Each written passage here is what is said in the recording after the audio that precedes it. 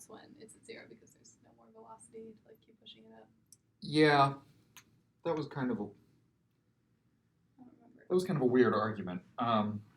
Yeah. Like that sort of probably is not really the correct argument, Okay. even though it's true. Okay. Like it's not that I said something false. It's just that. So,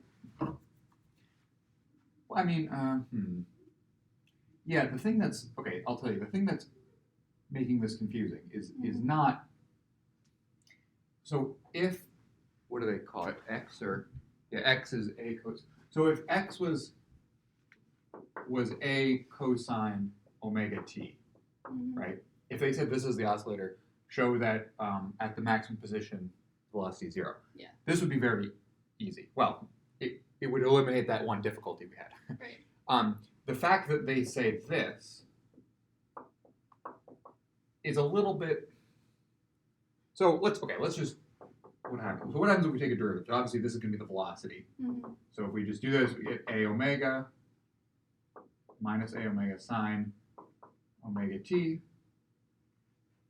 plus b omega cosine omega t.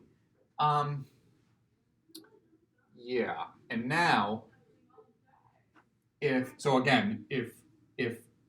we set b to be 0 in all of this, it's still a harmonic oscillator, of course, because it still solves the equation, of course. Well, yeah, because it still solves the differential equation. And we could show it in that case. To show it in general, though, we're not.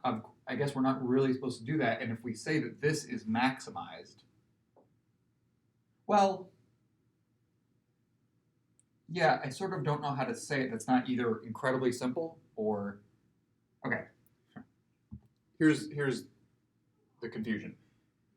Here's my issue. If you want to do it completely in general, then a function x of t is maximized or extremized. This is like literally calc like 1. If people, I don't know if everyone's taking calc. Have you taken calc 1? Okay. In calc or maybe pre-calc if you've at the end or I don't know. It depends. It's been a while. But yeah, but this is extremized when x dot is 0. This is literally like the sort of if calc 1 had to have one moral. Well, actually, that's not true. There's actually calc 1's kind of interesting, but calc 2 is not interesting, by the way. In case you get the opportunity, calc 2 calc 3 is fun again, but anyway. Okay. But x is extremized, meaning maximized or minimized, when x dot is 0. Just for any, this doesn't have to be any. This is not physics. This is literally a math statement that like when you have a function that has a maximum, right, and this should be a polynomial or whatever. The slope is, you can find where it's at a local or global maximum or minimum, just when the derivative is 0. That's literally the definition of, because when the derivative is 0, that means, now of course you could have something like this, and the derivative could be 0 and then it wouldn't. So this is, you could call it extremized. I wouldn't call it that, but there's other things that can happen here. You'd have to check the second derivative and stuff. But anyway, so like in this case, this is true even if we didn't have the formula. Okay. So this answers for all 3 parts. It says like, well, actually it doesn't say to show this for all 3. It just says to find expressions of the velocity. Right. But the statement at the end doesn't say for all 3, and so you don't need to do it for all 3. But this is just trivially true by just math. Okay. The derivative of a function, time derivative of a function, or any derivative of a function, when it's 0, that means that you have an extremum of the regular function, the position in this case. So that's one thing. If you want to explicitly show it, it's actually kind of hard because, like, when is this maximized? When is this maximized? It's when this is 0, right? So it's when. So we've already answered the question. So I guess we don't even need to do this. But if you wanted to do it, it would be like that's when a. So we'll cancel the omegas, and I'm just skipping a bunch of steps, but. So there's no way you need to do this because this is kind of silly. But now we have like a, actually, what do I want to do?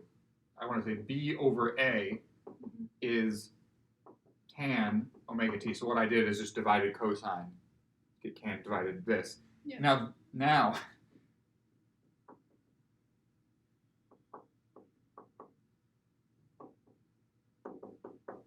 this is the time when this function is maximized. Mm-hmm. Then I guess you would plug this t in here. No, sorry, plug it in here, you get 0. Plug it in here, you would get some thing. And I suppose you get a maximum. Oh, you would have to. Yeah, so this doesn't help either. Also, this is not an interesting, like, what is this? Like, I have no idea. I mean, I don't either. the units actually work Mm-hmm. because the output of arctan is an angle. Yeah. And is an angular velocity, or angular frequency. Mm-hmm. So therefore the units give you a time, which Right. makes sense. So anyway, this is not, What they're this looking could be for. helpful for a different problem, but not for this one. Right. This is too many, basically the moral of this story is that there's too many unknowns. Yeah. If you eliminate one of them, you get an explicit, specific harmonic oscillator Mm-hmm. with one parameter, which is the amplitude. Right. And then you could do it pretty easily. You would just have to like check that the derivative, which is this, Mm-hmm. is is 0 when this is, that's just the relationship between sine and cosine. Mm-hmm. But of course, that relationship isn't like a fake. I'm not going to draw it right, but that relationship is not just a coincidence of sine and cosine. It's actually because of this. Okay. It's just, of course, that they should be related by a derivative like this. So basically, if you say something like this will be fine. Mm-hmm. It's just a statement, sort of. You can assume this is true. You don't need to like prove it. Yeah. If you had to prove it, probably really difficult. Doing it in general is actually kind of hard. Okay. But I think what they wanted you to do, like the point of the question in terms of what they want you to actually practice doing, is taking derivatives of things with sines and cosines, I guess. Okay. Yeah. So for 6.2, they want you to just take the derivative of. They just want you to cosine. Exactly, and then the other you have e to the.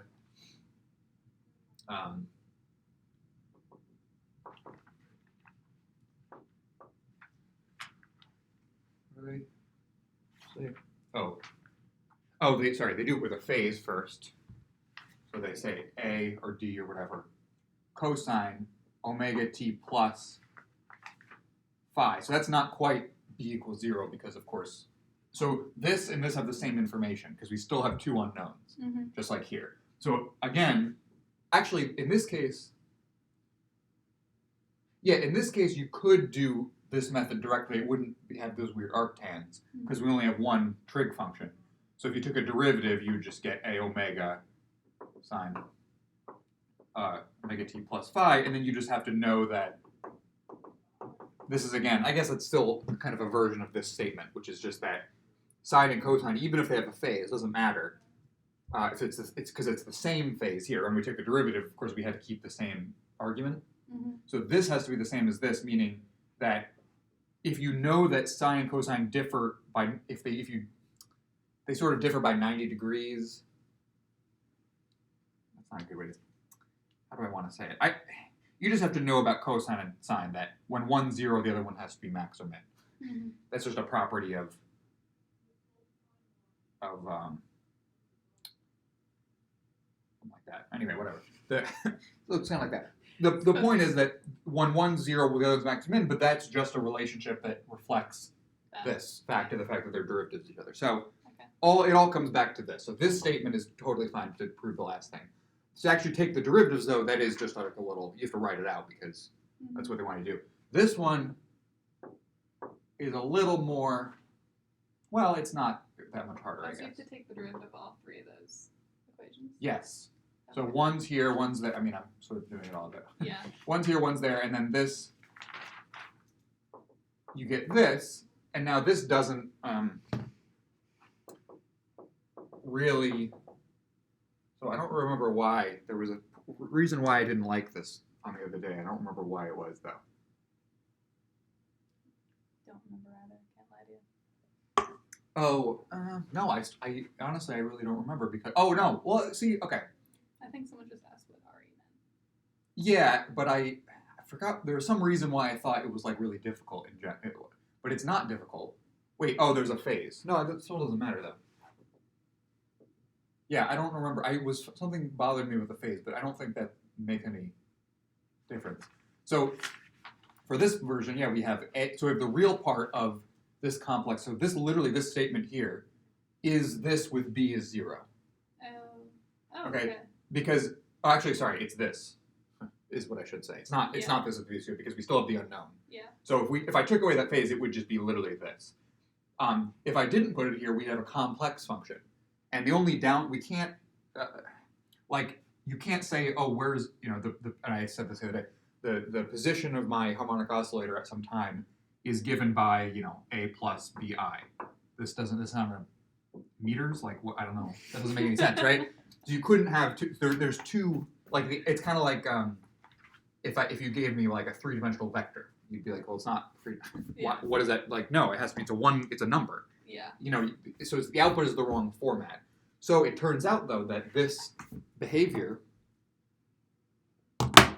this exponential has a complex part and a real part, but each part individually behaves like a harmonic oscillator. Mm-hmm. So we can actually do so it's sort of like built into the, I'm just trying to get a sense of why anyone would write, you'd probably look at this big, why would anyone write that when they could just write this? Yeah. And the reason is, in this case, you probably wouldn't.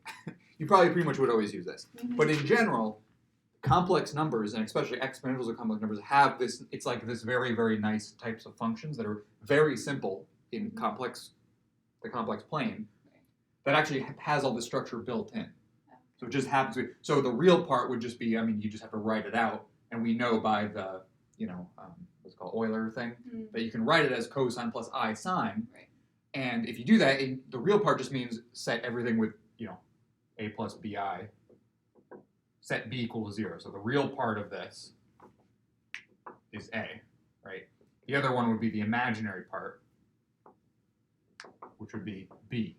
Yeah. The imaginary part is not a complex number either. These are both real numbers. Okay. So just keep, I don't know if they're going to ask you anything about that, but if they say what's the imaginary part of something, you don't write the I here, you just write the coefficient. But anyway, so the point is though that if we write the imaginary part of the real part, that is just a number that we could say is meters, that would be totally fine. Mm-hmm. So, and if we take the derivative, well, it's just the normal, it's just an exponential, so we just take a derivative with respect to t, so we take the coefficient I omega, and then you get the same thing again. So this, though, is the real part of this thing. Now, if we write a, I, so it's the real part. If we want to write it so this isn't the answer. This is a fine answer. Okay. But if we want to say, well, how does this relate to the other expressions we have? Right. This is going to be the real part of a, which is supposed to be real anyway, so we could take it out, but whatever. Omega, and now we have an I, but then the e to the I omega t is going to be what? Cosine omega t plus I sine omega t, right? This is just by Euler's. Mm-hmm. Sorry, they should have phi Oh, yeah. plus phi because technically, if you set phi to 0, everything's the same, of course. Yeah. So that. So this is what it is, and now of course the real part of this. So now omega is a real number, of course, because we it has dimensions. It has to be real. Yeah. A is real because, A is real. It's real. Just trust me. I do. Well, it's an amplitude, so it has units. So basically, anything that has like units of meters has to be real, of course. Mm-hmm. This is I cosine. Well, cosine, of course, is just going to be a real number. These are just functions of real numbers. This is going to be real, but this is an I. But if we're taking the real part, this is going to go away. Okay. Oh. But this, and you might think, well, doesn't the whole thing go away? It's I times something. Well, this has an I. Exactly. So you get a minus a omega sine omega t plus phi. So that's the real part of this expression. This is identical to this. Right, minus a. So that you could see the minus sign you could have gotten from the derivative of cosine, but it also comes from the real part of, this sort of step by step. So you can kind of see the it's kind of built into here. So, and notice that now in this case we of course know derivative of cosine is minus sine. That's not like but let's say it was something complicated and we didn't know it. I guess it can't be that complicated. But if let's say we didn't know this. Mm-hmm. To do this thing, all we needed to know was the derivative of exponential, which is actually easier than this. Yeah. So it's kind of funny that like we did something easier and and if you just remember the algebraic rules, and we somehow got the same answer as if we did this. Like we didn't even need to know this for this step. Anyway, Do it, yeah. so that's the value of all these things, I guess. In like electronics and stuff, there's times where I don't really remember all of them, but there's times when you need to use the real and imaginary parts of things. Mm-hmm.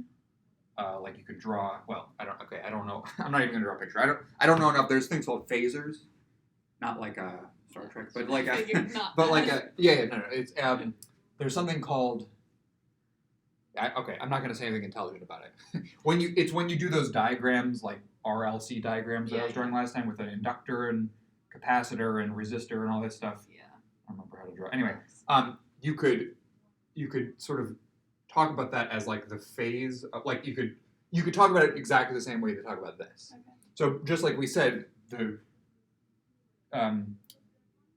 charge and current is just exactly the same as the position and velocity if you just change all your variables to something, and you don't change the formulas at all. You just change the like what you call everything.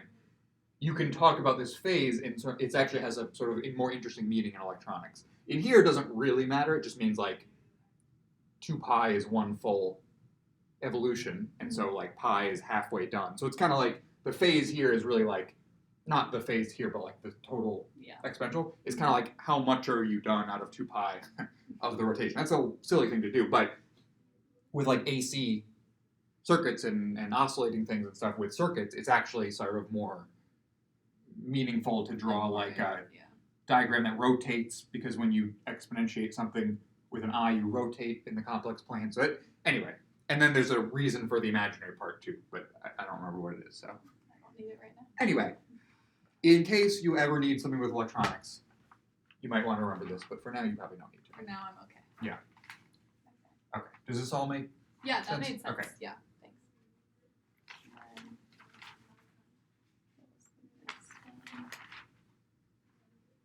I remember we jumped to energy, and then okay. Yeah, so energy kind of makes a lot of problems much easier if you don't want to use the explicit formula. And so 6.3 has to do with the damped, or no? Oh, I think you needed to plug something in, right? Yeah. Yeah, but one of them was wrong. Oh, that's right. That was kind of annoying. Yeah. I think this one. Wait.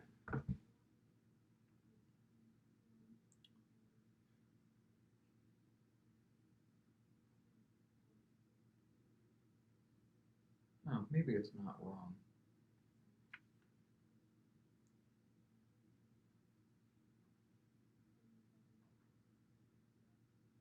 Huh. Oh, you know what? Okay. No, it's not wrong. Sorry, I got too excited when I said it was wrong. Okay. You went on a tear about how I it's did. wrong I did. I was last very time. upset. Well, the thing is, that's not. It's not. Yeah. No, normal it way is to right, do but it's not how they normally talk about it. They would normally not call that omega naught. They would normally call that omega, and this they would call omega naught. Okay, so okay, I'm still not convinced it's right, actually. But it's definitely not wrong for the reason I thought before. Basically, all they wanted you to do is, you have M, so this is MA. Yeah. Make it positive. And that's equal to minus kx, so of course we have to have this minus kx, otherwise it's not a harmonic oscillator. And then we have a minus m gamma. M gamma is just a coefficient. Don't worry about the fact that this is a mass. And then we have x dot, I think, right? Yeah. And they want you to plug in a test function, and this is just like there's reasons. Well, okay, I'll say real quick why we're plugging in this test function. Yeah.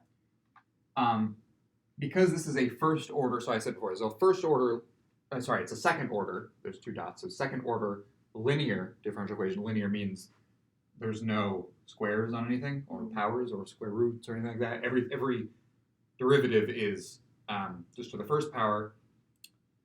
It also doesn't have any coefficients that depend on x, depend on t in this case, which makes it, there's another name, I don't remember, it doesn't matter.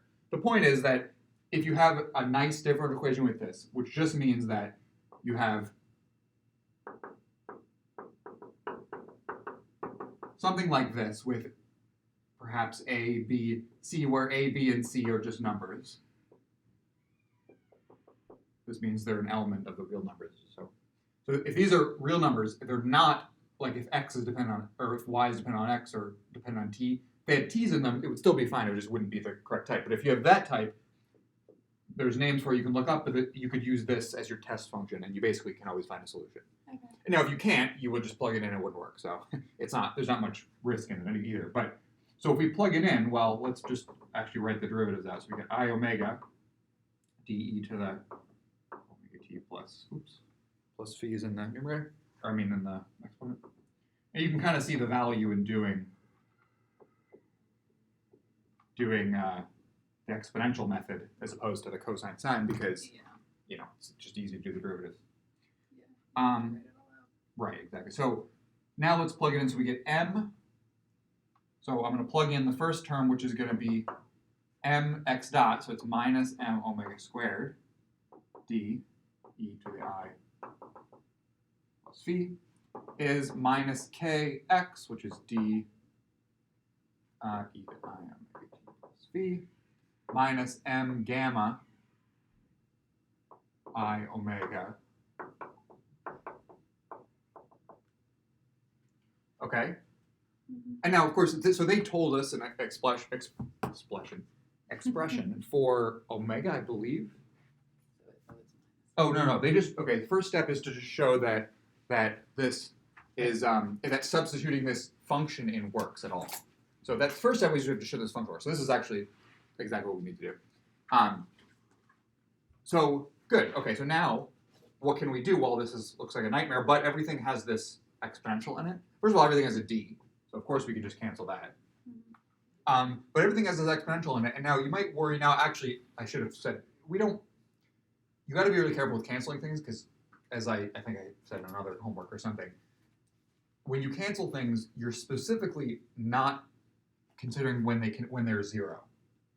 So I don't remember when, there was some point where I had made a big deal about this, but I don't remember what it was. But we can't, so like if we had a sine everywhere, let's say, like it's just a sine or a cosine, and we just canceled them, that's actually sort of not, it might give us an answer, but we have to be extremely careful because sine is zero all the time. And if we're canceling it, what we're really doing is dividing everything by sine, and we can't divide when it's zero. So literally that means that all solutions where it's zero are not taken into account. Now, why can we do it now? Well, we can't just, so if it was just an exponential of a real number, we could, of course, because it's never zero, right? But it's an exponential of a complex number, so sometimes it's actually, no, it's never zero, including the complex parts. Actually, I mean, that's true, but I don't know if that's helpful, because really, okay, yeah, this is, okay, I see a little bit of the confusion. So, if you wanted to write this as the real part of this, which is kind of what we should do, and you read the real part of this whole thing, we should be very careful canceling things, or we shouldn't really do it. Yeah. But we're actually going to do this entire algebra in the complex plane. We don't have to think about it, but we can, in other words, we don't write real until we see the nature omega has, because omega could also be a real number, or sorry, a complex number, in which case you have a real part and all this stuff. So we're just going to not worry about it. Basically, again, sometimes I say a lot of things and then I end up saying, don't worry about it. So cancel it. So just cancel it, yeah. Okay. I mean, that's literally the next step. I just was trying to give you a good reason why we could. Yeah. It's really because we're working in a complex plane and it's never identically zero because that's not a good explanation, I guess. Anyway, don't worry about it. Okay. They don't even make any mention of the book, so I don't think it's going to really matter. But great, and so now we have this. Now this is exactly what they said. Yeah, so they were right. So I was being a little dramatic last time when I said it was wrong, because if we just solve for omega squared, we get k over m plus I gamma omega. And now you kind of see why they used m gamma for the damping term. So the coefficient of the velocity that gives you a force. So is that I m omega? Yeah, this is I. So this is an imaginary. Yeah, on the top one. Is that a Oh, an sorry. I? Yeah. Okay. Yes, it's still an I. Yeah. So actually now, okay, now I can go back. This is a good reason because this number is actually omega squared. I forget about the square root, but omega squared is complex. So it's very important that we did this whole thing with a complex method in mind. That's, I guess, the reason why we can cancel this. Okay. Because we're not taking real parts of everything right now. We're actually doing the whole thing on the complex plane at the end. We'll see what we need to do. Probably take a real part at some point. But because it's actually truly complex now, we can say it's zero because it'll never actually be zero for finite times. Okay. Oh yeah, and then that's. So this is exactly what they have in the book. Now I'm not writing omega naught because I actually don't. That's not the. I probably should. Mm-hmm. So I'll say normally in every single other reference I've ever seen, this quantity is called omega naught squared. This k over m is called omega naught squared. So they normally write things like. This is I've seen this before.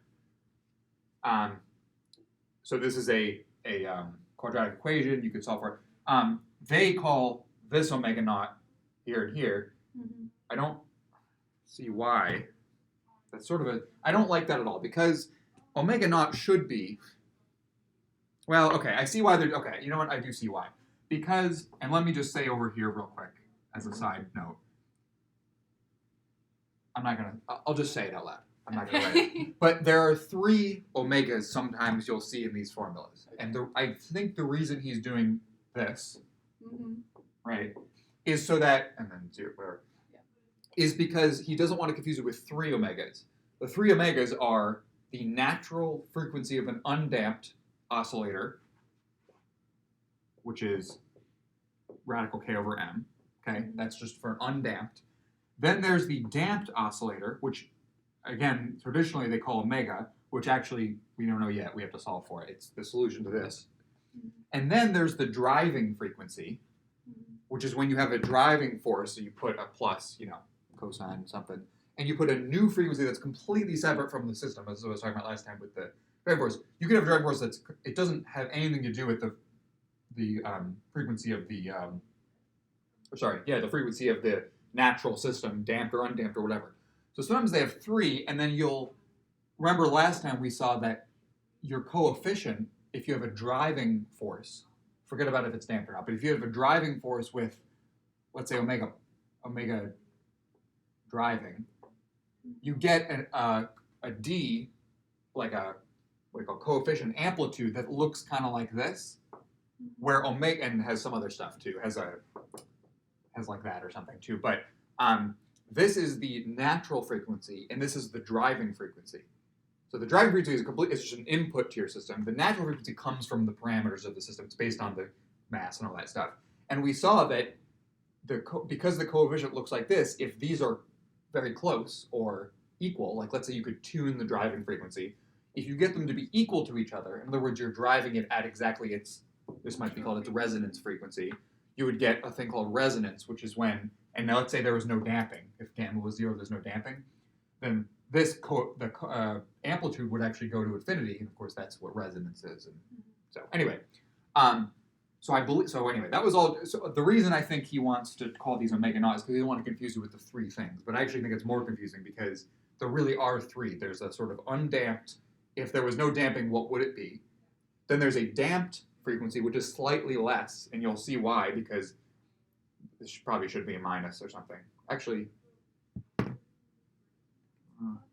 there's a plus in there. Well, we'll see. There are probably some weird things with the out, but and then and you could separately have a driver, but I don't even know if he's going to talk about that or if we're going to do any problems or anything like that. But it is actually kind of important that you remember all 3 of them for different problems. Just most of them you won't need to worry about for each problem, but anyway, and so okay, so now this is this is a quadratic equation.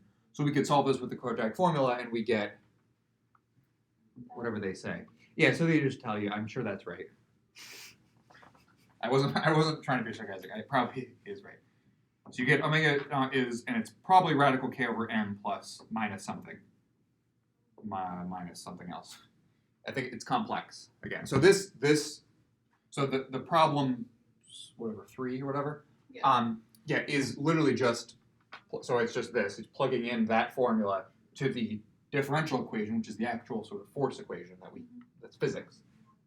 Plugging it in, and we get conditions on the sort of one major it's not even an unknown. It's a known. It's just we didn't write it what it was. But for figuring out what that has to be, and we get a quadratic formula. It's complex now because this is definitely real and this is definitely imaginary. Well, there's an I here. I shouldn't say we don't know. Maybe it's not. But when you solve it, this is just you just use a standard quadratic formula. I don't really want to do it because it's boring, but you get a thing. I think it's just the answer of what they have there. So just use the quadratic formula. And then once we have that, we can plug it back in. Now you wouldn't normally write. The reason they have all these omegas everywhere is because they don't want to write everything in the exponential because it's really hard to read and hard to write. So you don't have to like actually write what it is in the whole thing. You could just write what omega is. Yeah. And then of course you should be able to take some limits, like when it's not as interesting as it usually is, because if you take things like the gamma to be 0, like I'm sorry, if we take gamma to be 0, we know that gamma being 0 means that there's no damping. So when gamma is 0, omega naught should go to, and this is where I'd love to use omega naught, but they've taken it, omega naught should go to k over, a radical k over m, because that would be if there was no damping. So, and we can see that using the formula he has written, that definitely is true, as gamma goes to 0, and that makes perfect sense. As gamma goes to 0, the differential equation just becomes an undamped harmonic oscillator, and we get just, this is the natural frequency, or undamped frequency. As gamma goes to infinity, what would we get? Well, I mean, what would it mean here physically? It would mean that we have a damping force that is infinite. Okay. I guess it shouldn't really move because it can't. If it has any velocity at all, it would have an immense force holding it from moving that way. So okay. And what would it mean here? I mean, it would just go to like infinity, and then if the frequency is infinity, that doesn't seem right. The frequency is infinity.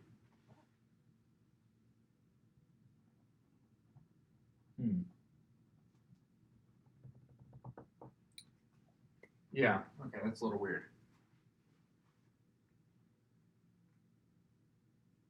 You'd think if the gamma went to infinity, if you had a very large damping force, you should have a very high, very long time it takes, right? It should just take forever to do anything. And if it takes a very long time, it should have a very short.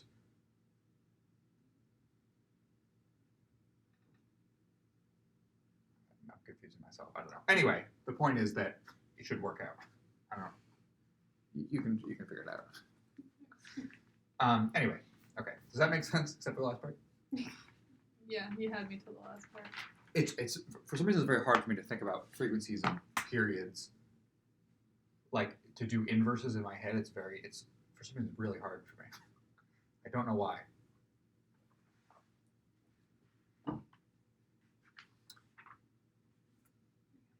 It's like the parts of a matrix. I'm a 4th year grad student, and I do matrix stuff all the time. I literally still have to look up what is it this, like if you have a matrix and it's like A2, 3, does that mean does it go in the second row? So okay, it's the second row, meaning in the 3rd column. So it's like I still don't know where it is. Anyway, so that's all. Just some stuff. Okay. Oh, okay. So 6.4 is what you're saying, where it's like if it goes to infinity, that's what's going to happen. Yeah. What does this say? Oh. Is that what you were saying? Yeah, I didn't know you had to do this. Maybe I did, but for 2, 3, and 4, yeah. For the position as a function of time for them. Yeah, okay.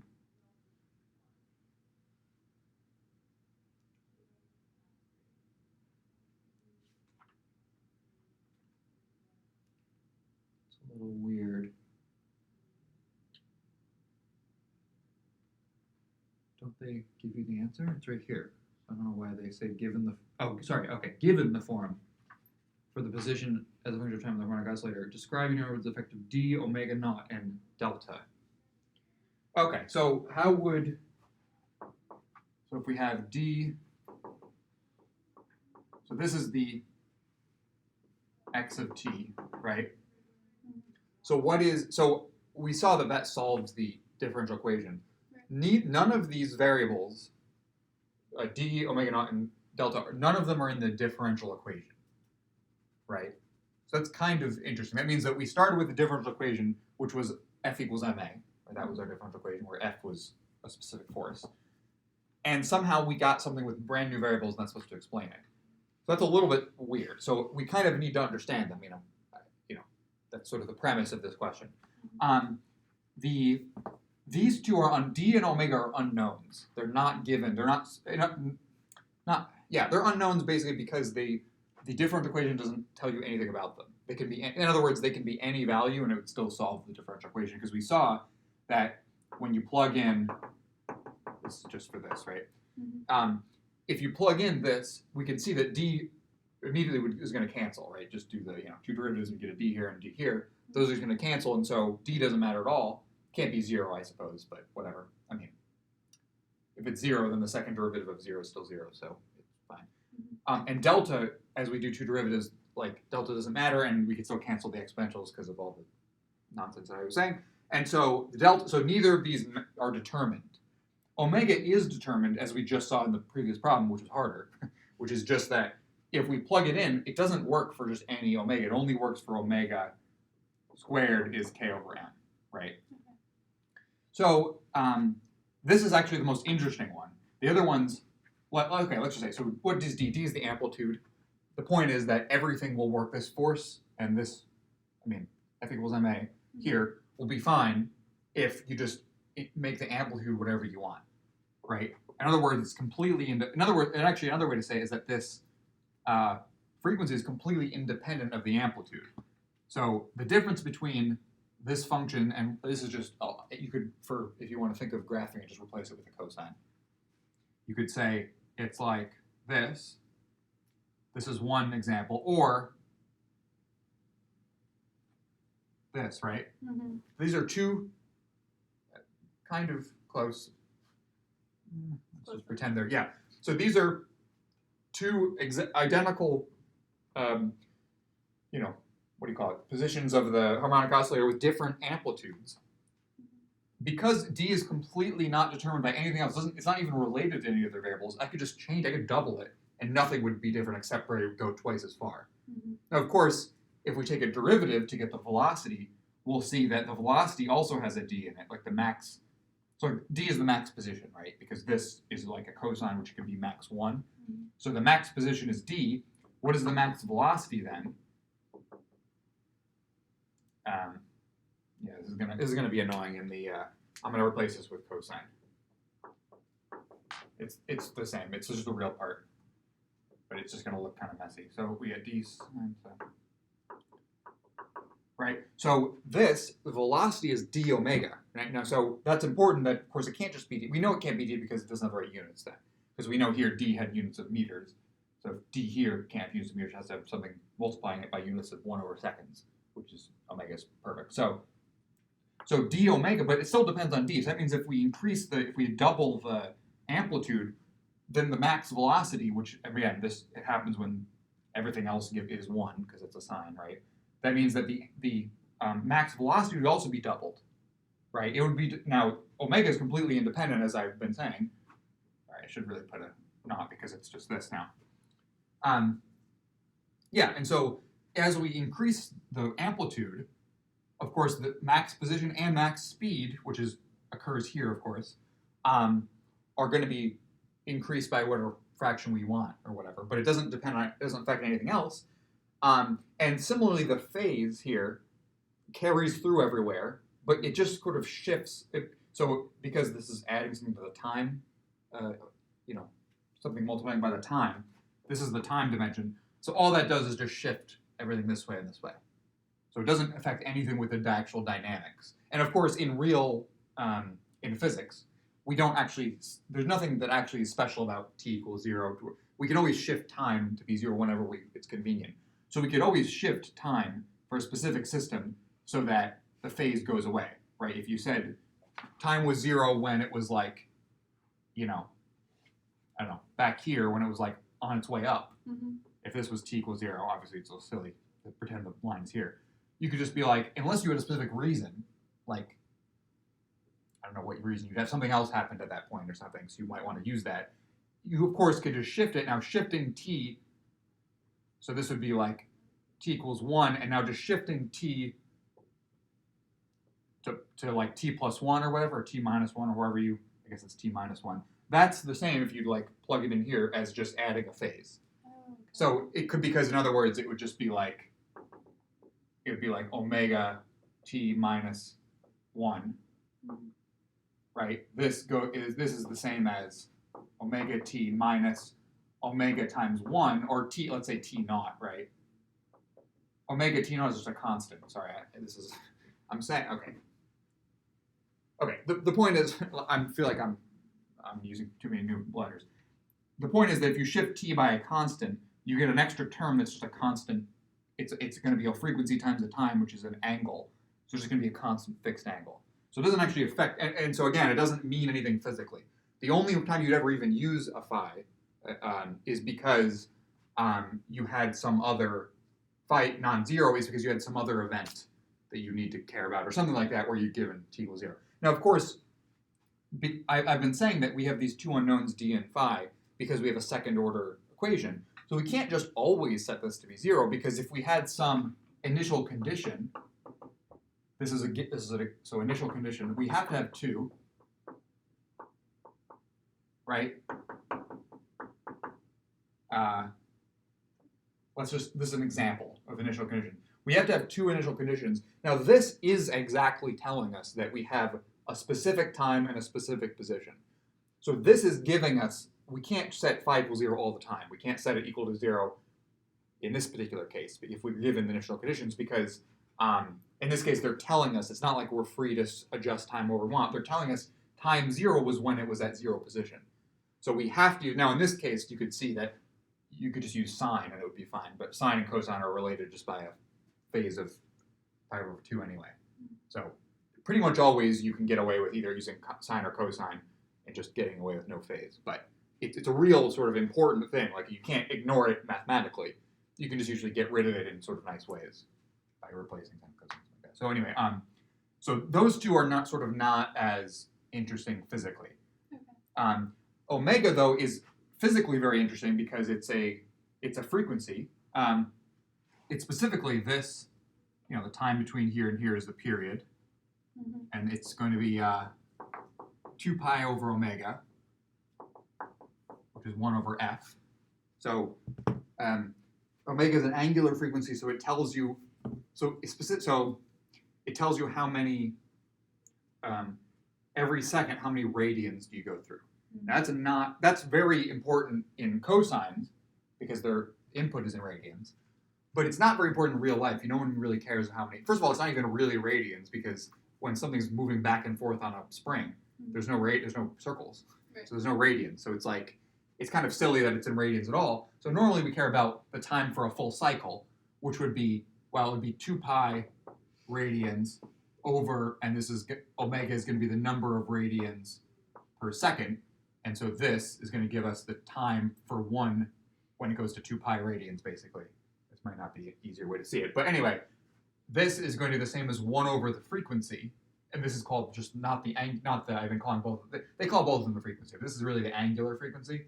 This is the frequency in hertz, right? So this 1 over f is in seconds. So frequency is in hertz, which of course is just 1 over seconds. Whereas omega would be in radians per second, which for most purposes you can treat as 1 over seconds as well. But of course it's not, really if you wanted to use that, I would say this is like revolutions per second, right? And again, just like that, revolutions, really you could just say it's 1, you don't need to it's not a unit, it's just like a label. Just like this is a label, it's not really a unit, so like a ratio, I guess. Anyway, so the period is sort of the physically in the graph, you can see the period very easily. Yeah, so that's sort of a more physical thing, but that's how they're related. I mean, I don't want to put not here because it's true even if, like for the damped one, omega, the damped version is actually a little bit more than this k over m. But anyway, the interesting part, the physics part, is that this frequency of an oscillator and the parameters of how it's set up are related in kind of a simple way. And like,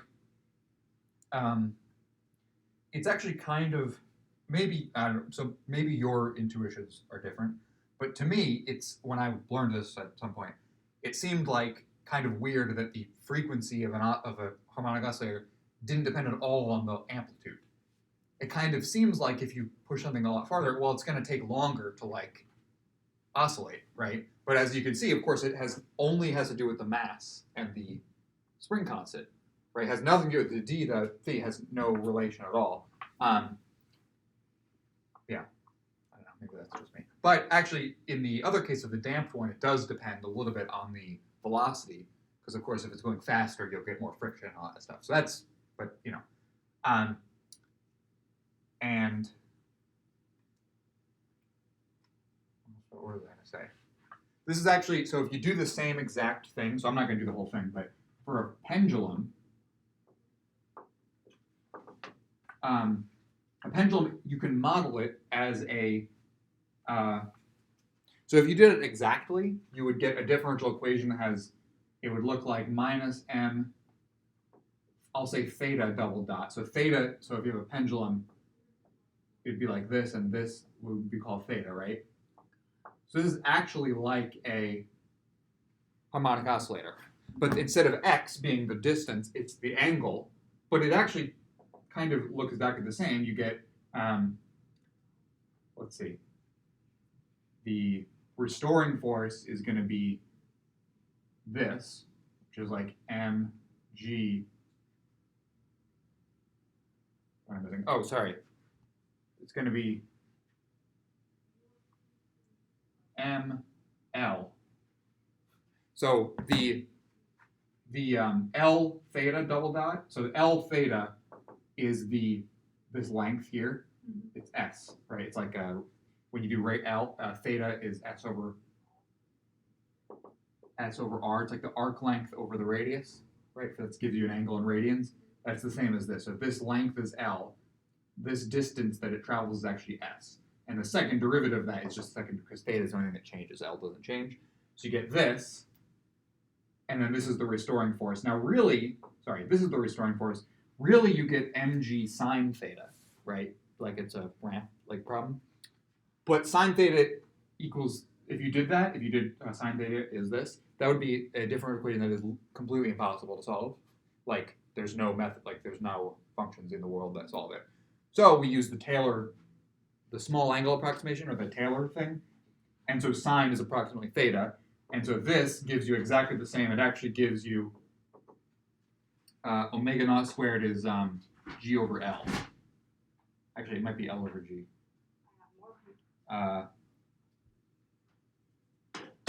No, it's oh, yeah, no, that's right. It's g over L. Anyway, they almost always teach at the same time. Maybe they're not here. But the point is that this has nothing to do with the mass of the pendulum either. So it's sort of the same. It's, it depends on gravity, the strength of gravity, and of course the length of so the frequency of the period would then be, 2 pi radical L over G or something. Mm-hmm. And so you can see that if you have a longer pendulum, you're going to get a higher period. The only reason I'm showing this, I'm not showing this to try to make it more complicated. I'm actually showing this because I think actually this is much easier to visualize a pendulum than a thing on a spring, because you never set up like a block on a spring or whatever, right? This is sort of much easier to visualize because there's a lot less friction when you have a pendulum in the air or whatever. But anyway, the point is that it's kind of interesting that the period of the pendulum and the frequency of the pendulum have nothing to do with the amplitude. We could still write an equation like this. It would just be for theta, and we could still put an amplitude. We have to, of course, otherwise we don't. If we want an actual expression for the pendulum motion, we need the amplitude, but it doesn't have anything to do with the period. So anyway.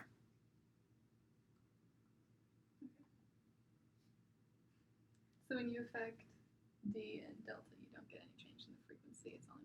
Exactly. Like that.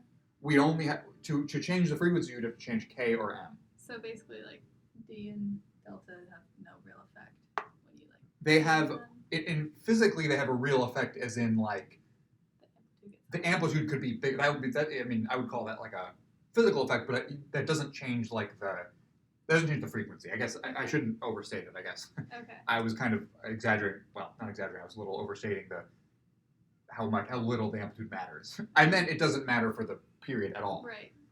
But it does, of course, change the actual function. I mean, literally everything in here does change the function technically. Yeah. The phi, I would say, is definitely the least important, because that literally just tells you when Like your the time shift. exactly when your time was set to be 0. Yeah. And if they give you an initial condition, they are telling you when it is. You're not free to change it. So you're not free to absorb it into anything. But it doesn't really matter. Like, it doesn't affect anything that really matters. Okay. Just like when you observe it. What's that? Like the time you start observing it. Yeah, exactly. Now, of course, it does matter in the sense that, like, if they give you this and they say, what was the velocity at t equals 5? Mm-hmm. Of course, that really matters when t equals 0 was, because if you just say, well, no, I was using a different 0, well, that's wrong. Like, you have to, so if they give you one, you have to be consistent. But that's basically what I should say. This is for maintaining consistency between their time system and, well, just their time system is to maintain it. Sometimes you might have to add something. Okay. That makes sense. But it doesn't mean anything sort of, it doesn't tell you anything deep about physics. Mm-hmm. It just helps you keep track, basically. Yeah. So delta just affects the amplitude as well? Delta does not affect the amplitude. Delta, this should be delta. In the book they use delta. Okay. Sorry, I was using phi, which is sometimes what That they makes use for sense the... now. Yeah. I was confused for that. Yeah, sorry. Yeah. Okay, now I get it.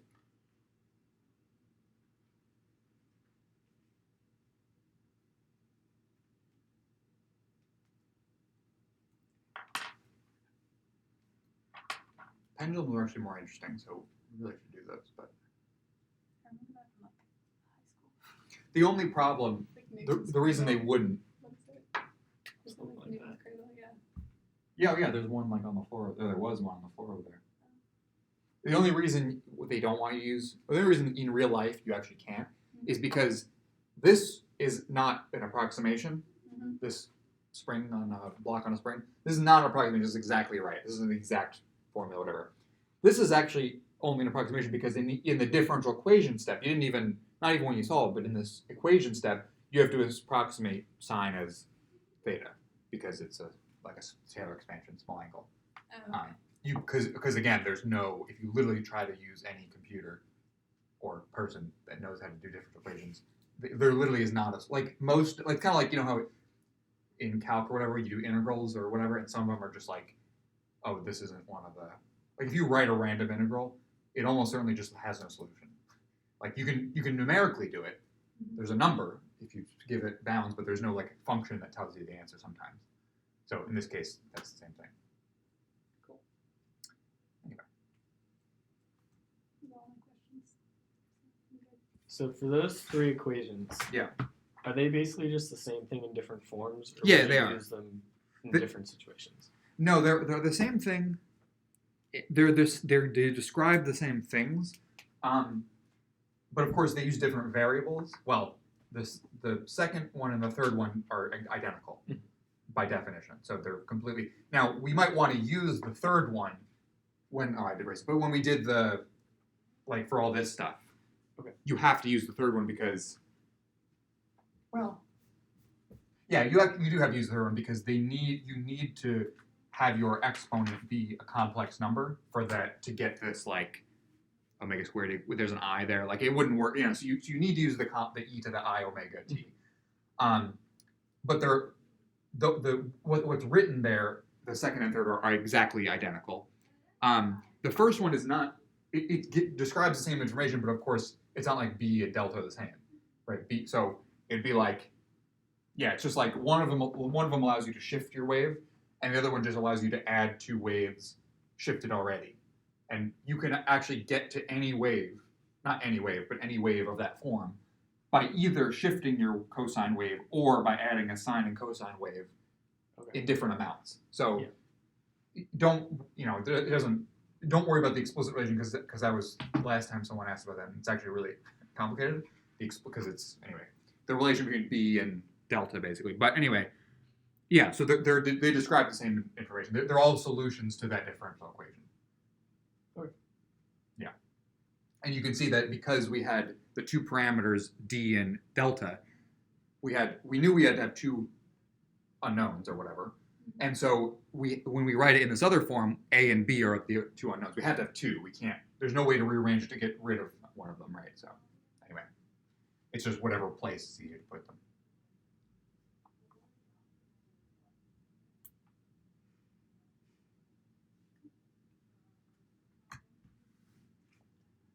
Good? Yeah, I'm good. All right. So do you know what the next quiz is going to be on? No. Because it's in like Oh, it's not. 2 weeks. It's in like a week and a half. I did you believe move it's it? supposed to be December. That's perfectly fine.